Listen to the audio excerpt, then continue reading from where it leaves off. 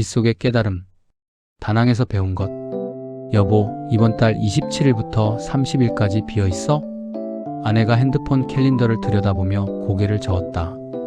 우리 부부가 함께 3박 4일을 비운다는 것이 이렇게 어려운 일인 줄 몰랐다. 음악학원을 운영하면서 연주와 레슨을 병행하는 우리는 각자의 일에 치여 사는 게 일상이 되어버린 지 오래였다. 우리, 이러다가 늙는 거 아니야?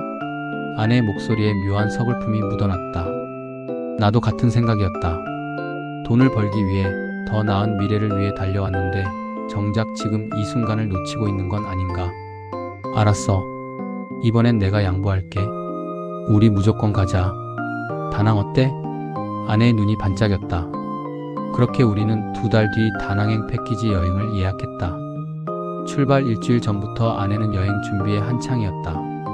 다낭 날씨 봤어? 우리 갈 때 건기래. 완전 좋을 것 같아. 아내의 들뜬 모습을 보니 나도 덩달아 기분이 좋아졌다. 최근 몇 달간 우리는 같은 침대에서 자면서도 각자의 일에 파묻혀 살았다. 이번 여행에선 일 얘기 하나도 안 하기로 해. 약속. 아내가 새끼손가락을 내밀었다. 나는 웃으며 그 손가락을 걸었다. 인천공항에서 만난 일행은 총 8명이었다. 60대 부부, 신혼부부로 보이는 커플, 그리고 40대 부부와 초등학교 입학 전으로 보이는 아이 1명. 비행시간 동안 우리는 영화를 보고 기내식을 먹고 가이드북을 뒤적이며 설렜다. 다낭 국제공항에서 만난 가이드 응외는 한국말을 유창하게 했지만 첫인상부터 뭔가 석연치 않았다. 미소는 지었지만 눈은 웃지 않았다. 버스로 이동하는 동안 가이드는 쉴 새 없이 떠들었다. 내일 옵션 투어 있습니다. 바나힐. 안 가면 다낭 반도 안 본 거예요. 호이안 야시장 갑니다. 거기서 쇼핑 많이 해주세요. 호텔 체크인 후 우리는 근처 로컬 쌀국수 집에서 저녁을 먹었다.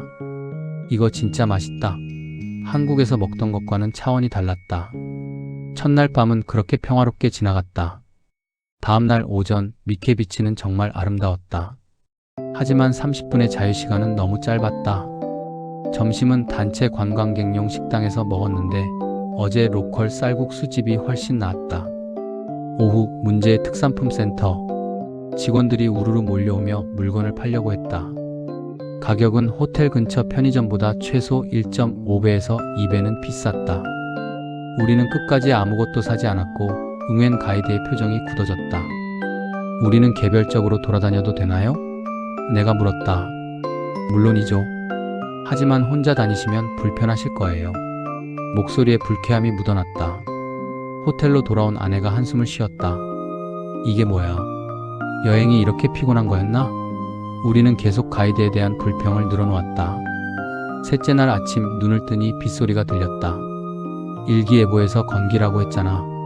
아내가 실망한 목소리로 말했다. 오늘 일정은 참 조각 박물관과 또 다른 쇼핑센터. 솔직히 기대가 되지 않았다. 아침 식사 후 로비 집합까지 시간이 남아 나는 창가에 서서 밖을 내다봤다. 비가 제법 세차게 내리고 있었다. 빗방울이 호텔 야외 수영장 수면을 두드리며 동심원을 그렸다. 그때 수영장 문이 열리며 3명의 사람이 뛰어나왔다. 어제 버스에서 봤던 그 가족이었다. 아빠, 엄마, 그리고 7살쯤 되어 보이는 아들. 비 오는데 수영을 해? 나는 고개를 갸우뚱했다. 아이가 제일 먼저 수영장으로 뛰어들었다. 엄마, 물 너무 좋아요. 조심해. 엄마가 웃으며 따라 들어갔다. 아빠는 비치볼을 손에 들고 있었다. 자, 아빠한테 던져봐. 아이는 비치볼을 받아 다시 아빠에게 던졌다. 나는 그 장면을 한참 동안 바라봤다. 비가 쏟아지는데도 그들은 웃고 있었다. 정말로 진심으로 즐기고 있었다. 저 사람들 행복해 보인다. 날씨는 안 좋았다. 비는 계속 내렸다. 하지만 그들에겐 아무 상관이 없어 보였다. 그들에게 중요한 건 날씨가 아니었다. 쇼핑센터를 가야 하는지, 가이드가 친절한지, 그런 것도 중요하지 않았다. 그들에게 중요한 건 단 하나. 지금 이 순간 함께 있다는 것. 나는 그제야 깨달았다. 우리가 놓치고 있었던 것을. 우리는 이 여행에 너무 많은 것을 기대했다. 완벽한 날씨, 친절한 가이드, 효율적인 일정. 그리고 그 기대가 무너질 때마다 실망했고 짜증이 났다. 하지만 저 가족은 달랐다. 비가 와도 가이드가 불친절해도 쇼핑센터에서 시간을 허비해도 그들은 즐겼다. 왜냐하면 그들은 알고 있었다. 이 시간이 얼마나 소중한지, 우리는 얼마나 힘들게 이 시간을 만들었던가. 2달 동안 스케줄을 조정하고 회의를 옮기고 그렇게 어렵게 만든 이 시간을 우리는 불평으로 채우고 있었다. 이러면 안 되는데. 나는 천천히 고개를 돌려 침대에 누워있는 아내를 바라봤다. 가이드가 엉망이라고 해서 내 여행을 망칠 순 없지. 내가 얼마나 힘들게 시간을 내서 온 여행인데 저 사람 때문에 이 귀한 시간을 망치겠어? 아니, 망치면 안 되지. 절대로. 여보, 일어나.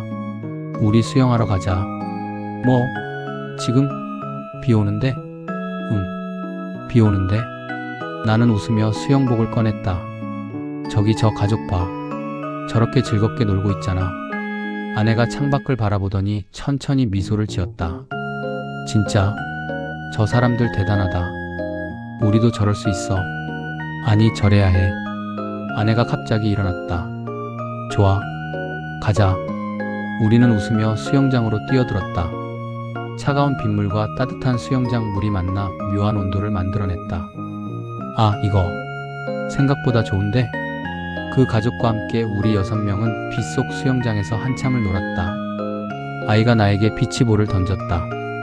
아저씨, 받아요. 아내는 엄마와 함께 수영장 가장자리에서 얘기를 나누고 있었다. 사실 우리도 처음엔 좀 실망했어요. 가이드가 너무 쇼핑센터만 데려가서. 저희도요. 그런데 아침에 일어나서 생각해봤어요. 우리 애가 초등학교 들어가기 전에 데려오고 싶어서 휴가 낸 건데 쇼핑센터가 중요한 게 아니잖아요. 비는 여전히 내렸지만 우리는 신경 쓰지 않았다. 오히려 비가 내려서 더 특별한 경험이 되는 것 같았다. 버스에 올랐을 때 응웬 가이드의 얼굴은 여전히 굳어 있었다. 하지만 나는 더 이상 짜증이 나지 않았다. 쇼핑센터를 가든 말든 중요한 건 우리가 어떻게 보내느냐지. 참 조각 박물관은 생각보다 흥미로웠다. 점심은 역시나 단체 관광객용 식당이었지만 우리는 불평하지 않고 서로 음식을 나눠 먹으며 즐겼다. 오후 또다시 쇼핑센터. 하지만 우리의 태도가 달랐다. 우리 그냥 구경만 하자. 시간이 2시간이나 남았는데 저기 밖에 카페 있던데 거기 가서 커피나 마시자. 우리는 쇼핑센터를 슬쩍 둘러본 후 근처 로컬 카페로 갔다. 베트남 커피는 진하고 달았다. 이거 정말 맛있다. 우리는 카페에 앉아 밖을 바라봤다. 비는 그쳤고 햇살이 조금씩 비치기 시작했다. 여보, 고마워. 뭐가? 오늘 아침에 날 깨워줘서, 수영하러 가자고 해줘서. 아내의 손이 내 손을 덮었다. 우리는 한동안 말없이 손을 잡고 앉아 있었다. 버스로 돌아갔을 때 응웬 가이드가 짜증을 냈다. 어디 갔다 오세요? 제가 쇼핑센터 안에 있으라고 했잖아요. 죄송해요. 바깥 카페에서 쉬었어요. 예전 같았으면 기분이 상했을 텐데 이상하게도 괜찮았다. 오히려 가이드가 좀 불쌍하게 느껴졌다. 그날 저녁 우리는 강가의 로컬 식당에서 사이봉 맥주와 함께 저녁을 먹었다. 여보, 나 이번 여행 되게 만족해. 정말? 가이드도 엉망이고 비도 오고 쇼핑센터만 다녔는데 그래서 더 만족하는 것 같아. 우리가 완벽한 여행을 기대했었잖아. 그런데 다 무너졌지. 처음엔 실망스러웠는데 오늘 아침에 그 가족 보고 나서 생각이 바뀌었어. 여행이 완벽할 필요는 없더라고. 중요한 건 우리가 어떻게 받아들이느냐, 어떻게 즐기느냐더라고.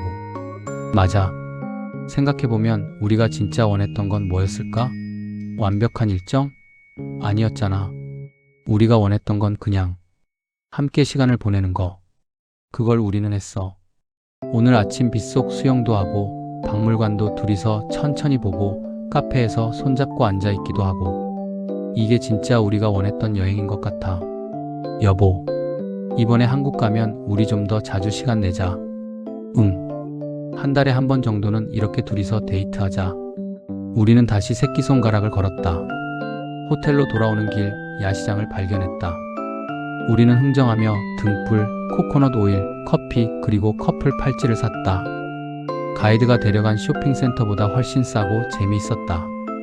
마지막 날 아침 우리는 택시를 타고 미케비치로 갔다. 첫날 30분 동안 스쳐 지나갔던 그곳. 아침에 해변은 고요했다. 우리는 신발을 벗고 1시간 동안 모래밭을 걸었다.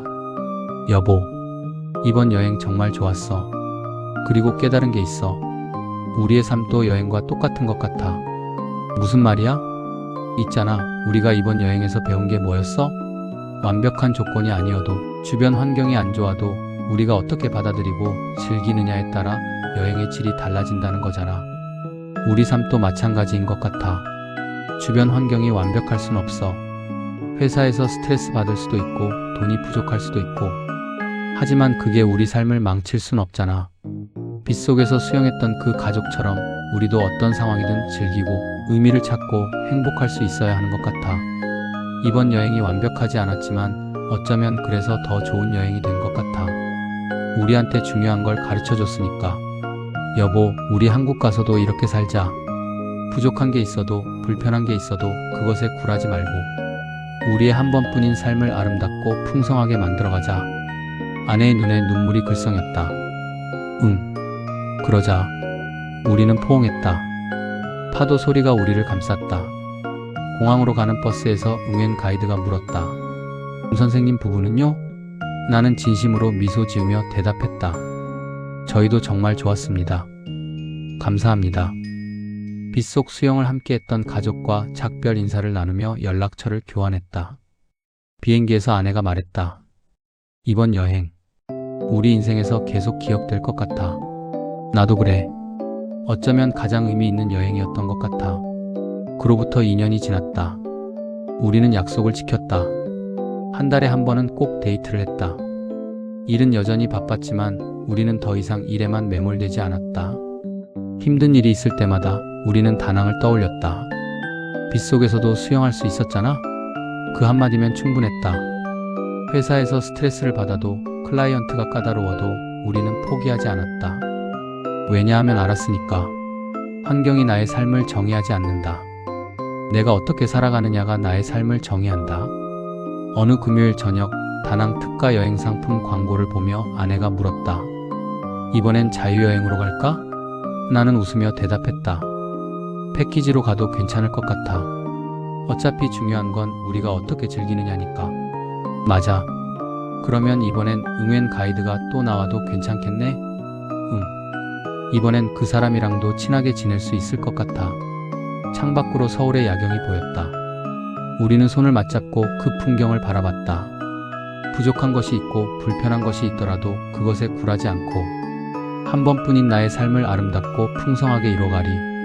그것이 다낭에서 배운 것이었다. 그리고 그것은 지금도 앞으로도 우리의 삶을 이끄는 나침반이 될 것이다.